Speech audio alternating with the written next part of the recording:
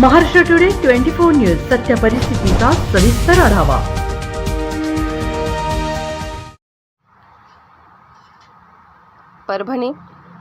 परभणी शहरातील झोन क्रमांक 3 हा खूप मोठा भाग आहे। त्यात या झोनमध्ये 2 ते 3 कर्मचारी, त्यात शहरातील काही भागात विद्युत पुरवठा वारंवार खंडित होतो।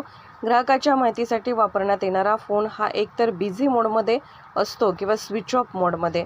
यामध्ये काल रात्री पडलेल्या वादळी पावसामुळे अनेक ठिकाणी झाडे कोलमडून पडल्यामुळे काल रात्री 11 वाजल्यापासून विद्युत पुरवठा खंडित आहे। तो जवळपास सतत 20 तासापासून खंडित आहे। दरम्यान फ्यूज कॉल, कार्यकारी अभियंता ते अधीक्षक अभियंता यांनी संपर्क साधला असता कोणत्याही प्रकारचे नियोजन नसल्याचे आढळून आले। याबाबत शहरातील काही नागरिकांच्या प्रतिक्रिया आमचे प्रतिनिधी विशाल गायकवाड यांनी घेतल्या। महाराष्ट्र टुडे मराठीसाठी प्रतिनिधी विशाल गायकवाड, परभणी। झाड पडलं मोठं, मी एकलीच आहे घरात, खूप घाबरले मी, खूप छाती जाम झाली माझी झाड पडल्यामुळे। मी शिवल्याला फोन लावला तरी पण ते आले नाही। रात्री दीड वाजल्यापासून लाईट गेलेली इथली। एमएससी वाल्या फोन लावला तर फोन उचलला ना, तिथला खंबा तुटला, झाडं तुटले। तर नैसर्गिक आपत्ती आहे असं समजतो मी, तरी पण एमएससी वाल्यांना फोन उचलून ताबडतोब लाईन चालू करण्याची कृपा करावी ही विनंती। आपलं वर्मानगर ह्या ठिकाणी रात्री मुसळधार पावसामध्ये पूर्ण हवामान तापमान बदलल्याच्या सुमारामध्ये आज तुम्ही बघू शकता की तारा पडलेले आहेत। आणि ह्या ठिकाणी असं MSCBला फोन लावूनही MSCB अवेलेबल होऊ शकत नाही।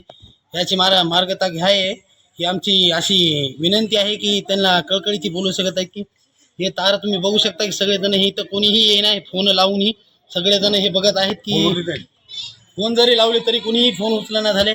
MSCBला हीच विनंती आहे की आम्हाला अर्ज करण्याची असं हे करू नका, तुम्ही तक्रार द्यायची आम्हाला मान्यता करायला लावू नका, तुम्ही लवकरात लवकर यावे। आणि हे मुलं हे छुटायले आहेत इकडे सगळेजण, तुम्ही तात्काळ घ्यावं याची काळजी घ्यावी, कारण हे लाईटीचे काम आहेत, लवकरात लवकर तुम्ही करून द्यावे ही आमची विनंती एवढीच आहे। मी माझं सांगतो एवढे शब्द तुम्ही एवढे करावे, बाकी काही नाही। रात्री 12 वाजता 1-1:30 वाजता हे वारं वाजून सुटलं होतं, त्यामुळे हे सगळं झाड पडून तार खाली आले, ते पलीकडा खंबा वाकलाय, तरी बी आम्ही फोन करून आमची दखल घेतली नाही। आणखी आता 10-11 वाजले, 10-10:30 वाजले, तरी पण हे लोक आमच्याकडे काही लक्ष देणं झाले। ही दाद कुणाकडे मागायची हे सांगावे MSCBने।